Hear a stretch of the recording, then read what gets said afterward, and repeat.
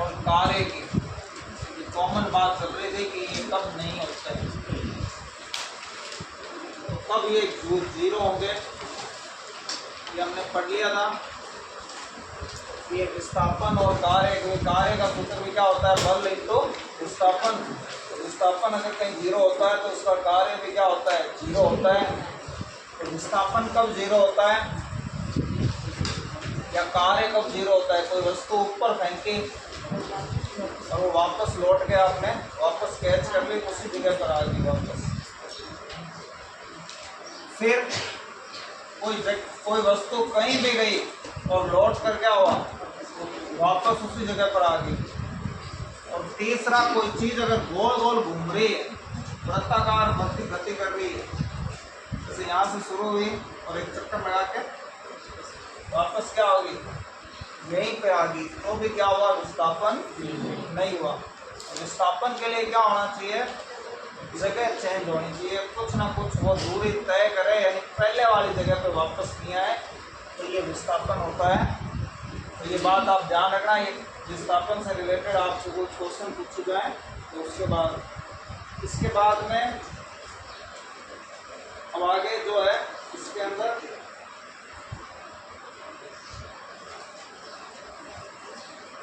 आगे आता है संवेग। ये भी एक सदिश राशि है। तो संवेग क्या होता है, संवेग जो है, अगर कोई ऐसी दो वस्तुएं हो जिनके वेग जो है वो वेग क्या हो, वेग इनके समान हो, और वेग समान होने के बाद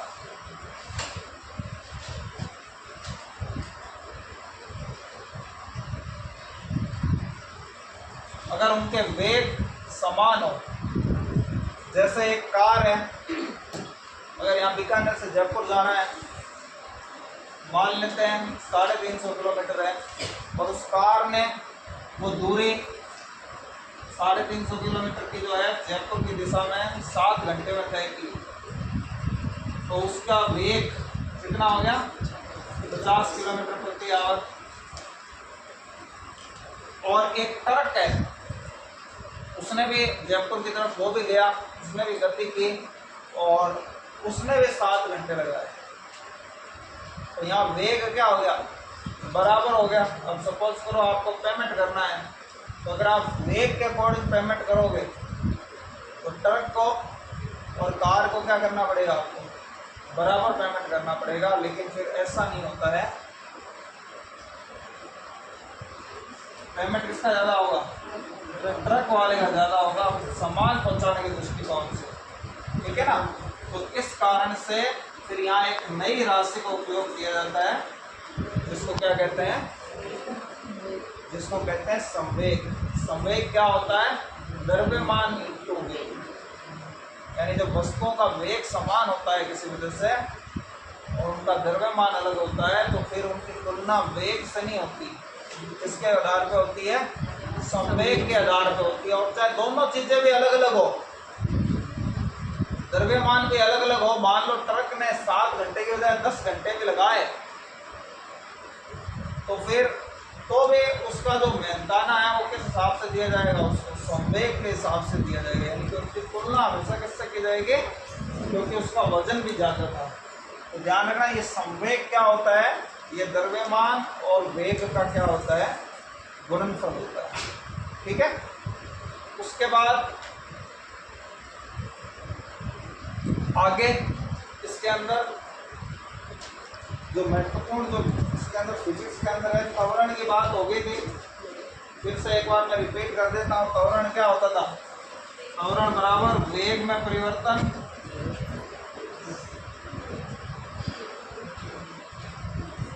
और बटा परिवर्तन में लगा समय, कितने समय में परिवर्तन हुआ।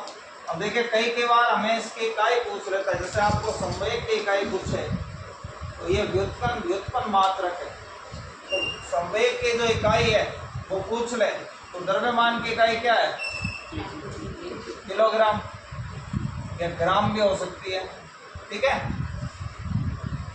और वेग की इकाई जो है वो वेग की इकाई क्या है, वेग की इकाई किलोमीटर प्रति आवर या प्रति घंटा। और अगर इसको यहाँ बट्टे में नहीं व्यक्त करें तो माइनस लगा देंगे पर घंटे के, तो इसकी समय की इकाई क्या होगी, किलोग्राम किलोमीटर प्रति आवर। ठीक है, किलोग्राम और किलोमीटर क्या है, प्रति आवर गुणा में है और प्रति आवर जो है वो बट्टा में है। इस तरीके से इनकी इकाई निकाली जाती है। तो त्वरण की कई बार इकाई पूछ ली जाती है। तो त्वरण क्या है, वेग में परिवर्तन। तो ध्यान रखना, वेग में परिवर्तन भी क्या होता है, वेग ही तो होता है। जैसे कोई 20 किलोमीटर प्रति घंटा से चल रहा था, कच्ची सड़क थी, अब बढ़िया सड़क आई, उसकी स्पीड मान लो 50 किलोमीटर प्रति घंटा होगी, तो वेग में परिवर्तन कितना हो गया, 30 किलोमीटर प्रति घंटा का परिवर्तन हो गया। तो 30 किलोमीटर का हो गया, तो है तो ये भी वेग है। तो वेग की इकाई क्या होती है, वेग में परिवर्तन भी वेग होता है। तो वेग की इकाई क्या होती है, वेग का सूत्र क्या होता है, दूरी बटा समय या विस्थापन बटा समय। तो विस्थापन की इकाई दूरी है, दूरी को अगर मीटर में नापेंगे तो मीटर, ठीक है, और समय को सेकंड में। अब देखिए, अगर आप किलोमीटर में लेना चाहें तो फिर समय को घंटे में लेना पड़ेगा, मीटर में लेंगे तो इसको सेकंड में ले लें। छोटी, अगर इसकी छोटी इकाई ली तो उसकी भी छोटी इकाई ले लें। तो जनरली इनकी जब बात होती है तो ये सेकंड में ही होती है ज़्यादातर। तो जो आपको प्रैक्टिकल मिलेगा ना वही मैं ले रहा हूँ, ऐसा नहीं है कि मन मर्जी के हिसाब से ले रहा हूँ। तो मीटर प्रति सेकंड और नीचे परिवर्तन में लगा समय भी फिर क्या लेंगे, समय की 1 यूनिट होगी तो क्या होगा, सेकंड में। अब देखिए ये सेकंड भी नीचे आ जाएगा, तो नीचे आ जाएगा तो क्या होगा, सेकंड इंटू सेकंड, और ये क्या हो जाएगा, सेकंड स्क्वायर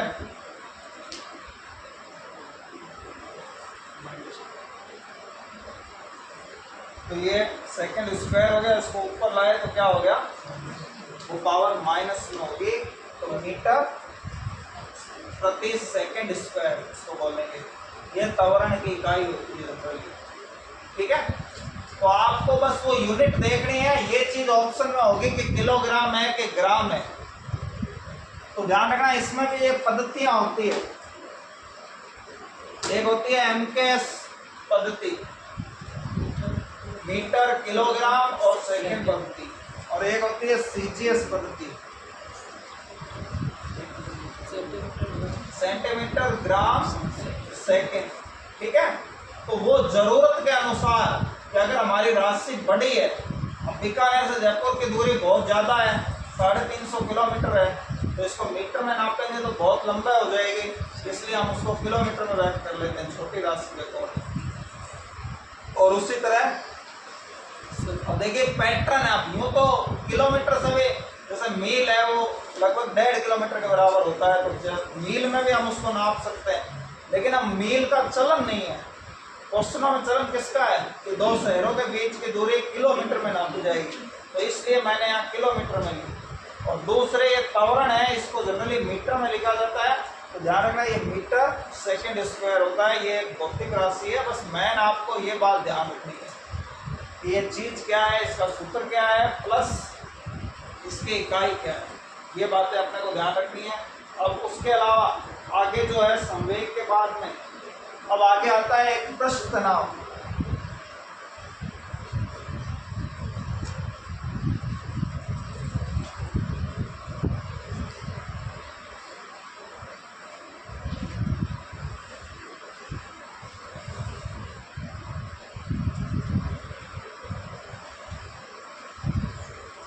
जो पृष्ठ तनाव है,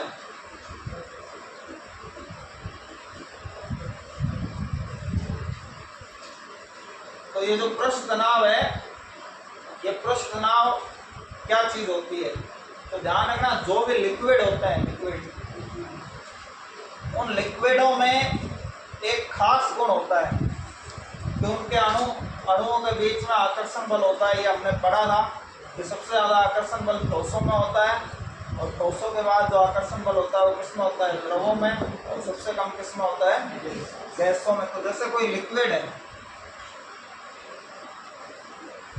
ये पानी है, तो अब जनरली क्या होता है, पानी की जो बूंद जो नीचे के साइड है, तो वो नीचे के साइड जो बूंद है उसके चारों तरफ पानी पानी है, तो यहाँ पर जो नीचे के साइड बूंद है उसको चारों तरफ से अट्रैक्शन महसूस होता है, अपने चारों तरफ वो उसका क्या महसूस करती है, आकर्षण बल को महसूस करती है, तो वो बैलेंस रहती है जो पानी की बूंद नीचे है। लेकिन जो पानी की बूंद सतह पर है और पानी का जो कॉर्नर है उसके ऊपर है, तो उसके ऊपर है, तो यहाँ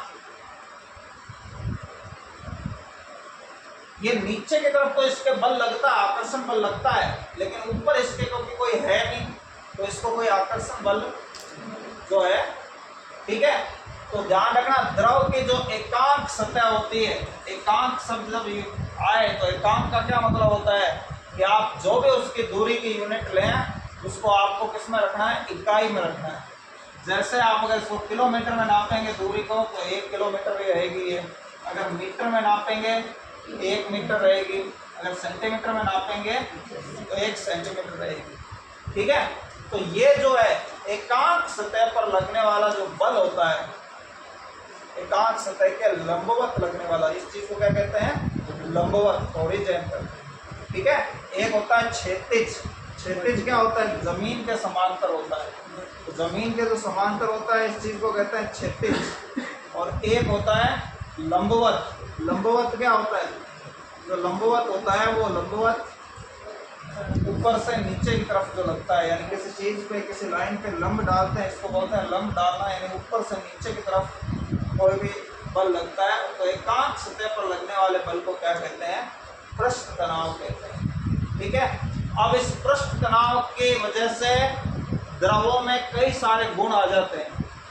पहला गुण क्या है कि अगर आप पानी पे उंगली रखते हो तो पानी पे उंगली रखते हो तो आपकी उंगली में कुछ पानी की बूंद चिपक जाती है, क्योंकि उसको पीछे से जो खिंचाव हो रहा था उस खिंचाव के कारण से, तो ये पानी की जो बूंद बन जाती है, ये बूंदें जो चिपक जाती है, तो ये चिपक जाती है किसके कारण से, पृष्ठ तनाव के कारण से, ठीक है। और सारे द्रव जो होते हैं इस पृष्ठ तनाव के कारण, इस खिंचाव के कारण क्या करते हैं, उनकी जो सरफेस है, अपनी जो सतह है, इस सतह को क्या करते हैं, न्यूनतम रखने का प्रयास करते हैं, ये सतह कम से कम हो, यानी कि वो ज़्यादा से ज़्यादा फैलना पसंद नहीं करते अपने आप। इस कारण से पृष्ठ तनाव के कारण जो द्रव जो होते हैं वो बूंदों का निर्माण करते हैं, ध्यान रखना। तो द्रव की जो बूंदें बनती है वो किसकी वजह से बनती है, पृष्ठ तनाव की वजह से बनती है, ठीक है। फिर इसी तरीके से ये जो कांच वगैरह होते हैं, अब कांच आपने देखा होगा कि जो टूट जाता है तो टूट जाने पर वो काफी ज्यादा तीखा होता है, यानी कि कट लग जाता है किसी के भी, अगर उस कांच पे आप हाथ लगाएं टूटने के बाद तो उसकी सतह बहुत नुकीली होती है। लेकिन जब कांच की वस्तुएं बनाई जाती है तो कांच की वस्तुएं जब बनाई जाती है और उनके जो किनारे होते हैं, जैसे टेबल है, टेबलों पर रखने वाले कांच है, या कोई भी कॉर्नर वाले जो कांच बनाए जाते हैं, तो वहाँ पर क्या किया जाता है कि उन कांच के किनारों को पिघलाया जाता है, उस कांच को लिक्विड में बदला जाता है। लिक्विड में बदलने के कारण पृष्ठ तनाव के कारण क्या होता है, वो कांच की जो बूंदें होती है वो गोल गोल हो जाती है, और गोल गोल हो जाने के कारण से फिर वो क्या हो जाती है, वो सतह जो किनारे वाली जो तीखी होनी थी वो सतह क्या हो जाती है, चिकनी हो जाती है, ठीक है। इस चीज को बोलते हैं अग्नि चकास। चकास वर्ड से मतलब उसको जब आप उस पर हाथ फेरोगे तो आपको चिकनी चिकनी सतह नजर आएगी। तो इसको आग के द्वारा क्या किया जाता है, आग के द्वारा चिकनी सतह में, जो नुकीली सतह थी उस नुकीली सतह को क्या बोला जाता है, चिकनी सतह में बदला जाता है। तो आपने देखा होगा जो ये टेबलें वगैरह, जो कांच वगैरह जो यूज में करने लायक होते हैं, जो सतह होती है, गिलासों के कॉर्नर होते हैं वगैरह, ये सारे के सारे क्या होते हैं, इनके किनारे गोल गोल बने हुए होते हैं, और उस गोल गोल बने होने की वजह से हमारे कोई कटवट नहीं लगता। तो ये भी किसका गुण है, इस पृष्ठ तनाव का गुण है, ठीक है। इसी से रिलेटेड एक और चीज है, कैसे कातो। तो केशिका तो जो केशिका तो होता है, ध्यान रखना केशिका किसको कहते हैं, जो बिल्कुल लंबी नली होती है, जो लंबी से पतली नली होती है, इस नली को क्या कहते हैं, केशिका कहते हैं। और जैसे कि आपके पेन की जो रिफिल है ये भी एक केशिका नली है। तो इस पृष्ठ नाव के कारण जब आप केशिका नली को पानी में डालोगे तो थोड़ा सा क्या होता है, पानी ऊपर की ओर चढ़ जाता है। और ध्यान रखना जितनी पतली नली होगी ना, पानी के चढ़ने की ऊंचाई उतनी क्या होगी, ज्यादा होगी। ये केशिका नली की खासियत होती है। और जितनी मोटी नली होगी उतना ही पानी क्या होगा।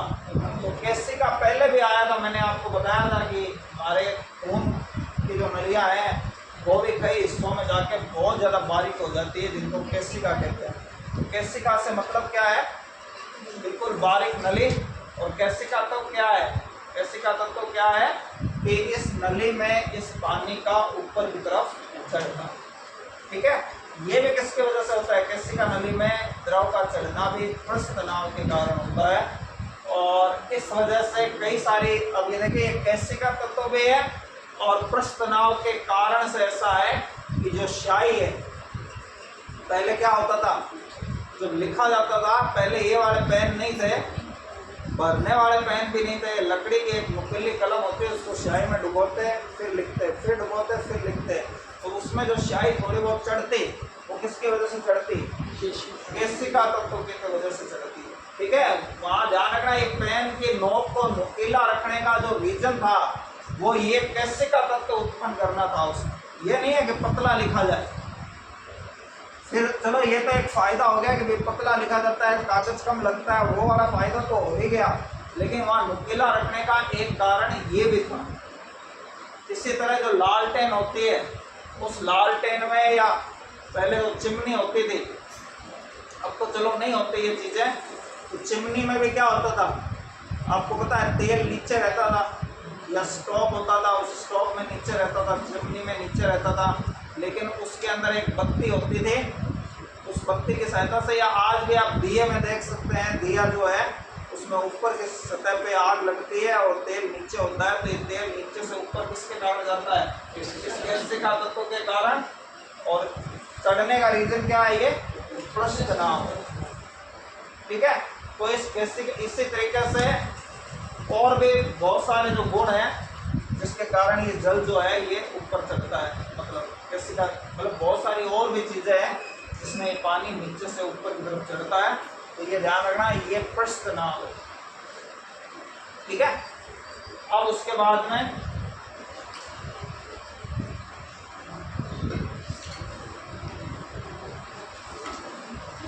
अगला है श्यानता। श्यानता क्या होती है, तो ध्यान रखना श्यानता। अच्छा एक और बात, जो टेम्परेचर है उससे पृष्ठ तनाव पे क्या प्रभाव पड़ेगा, ये भी एक क्वेश्चन आता है कि टेम्परेचर से पृष्ठ तनाव। अब देखिए पृष्ठ तनाव क्या करता है, द्रव को फैलने से रोकता है। तो द्रव को फैलने से रोकता है, तो अब यहाँ पर अगर कोई द्रव ठंडा होगा तो ठंडा होगा तो वो फैलेगा या सिकुड़ेगा, तो चीज ठंडी होगी तो वो फैलेगी या सिकुड़ेगी, सिकुड़ेगी, ज़्यादा सिकुड़ेगी ठंडी होने पर, तो उसका पृष्ठ तनाव क्या होगा, इसका मतलब पृष्ठ तनाव का काम ही क्या है, वस्तु को फैलने से रोकना। तो पृष्ठ तनाव क्या होगा, ठंडी चीज का है, पृष्ठ तनाव ज़्यादा होता है, ध्यान रखें, ठंडी वस्तु का पृष्ठ तनाव क्या होता है, ज़्यादा होता है, ठीक है ना। तो ठंडी वस्तु का पृष्ठ तनाव ज़्यादा होने के कारण, या उल्टा भी कह सकते हो आप कि जिस चीज़ का पृष्ठ तनाव ज़्यादा होता है वो ठंडी होती है। जैसे कि ये जो इत्र है, अगर आप इसको यूज करेंगे तो इत्र का पृष्ठ तनाव क्या होता है, ज़्यादा होता है, इसलिए आप अगर इत्र को लगाओगे तो उसके ठंडक का अनुभव होगा, ठीक है। दूसरा, अगर आप कोई गर्म लिक्विड खाओगे, जैसे सूप होता है, सूप, तो सूप जो है, कुछ चीजें होती है ना कि अगर वो गर्म है तभी अच्छी लगती है पीने में, कुछ चीजें ऐसी होती है जो ठंडी होती है तो अच्छी लगती है। तो गर्म होने पर ही सूप अच्छा लगता है। क्यों?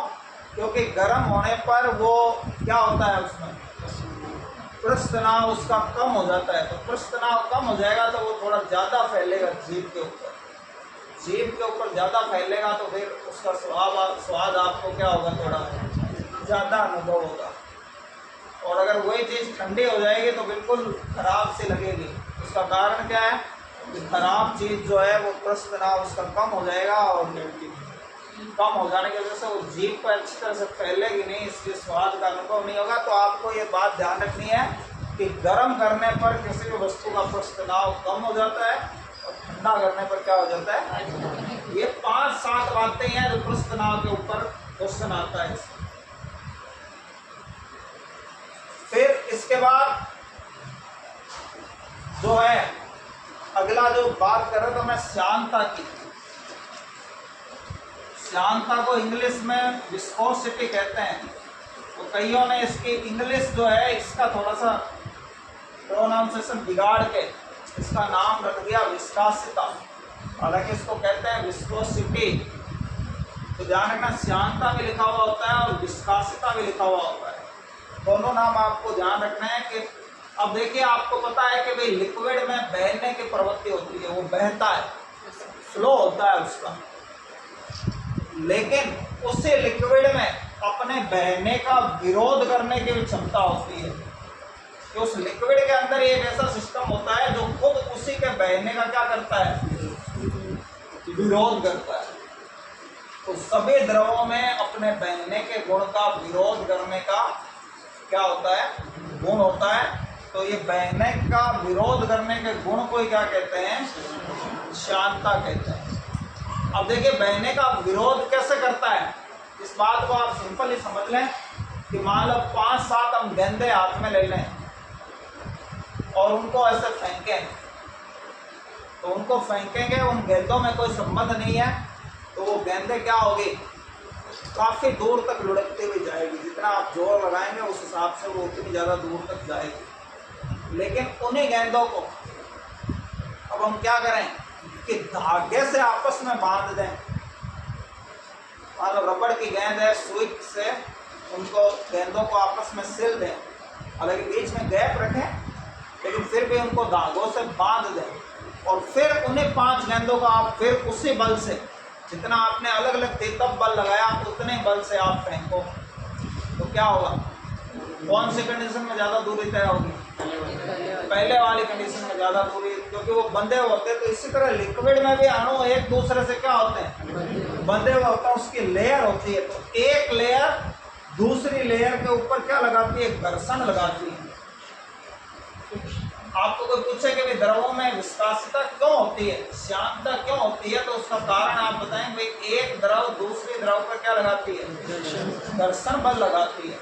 इस घर्षण बल के कारण ही क्या होता है कि वो अपने बहने का खुद ही क्या करता है, विरोध करता है।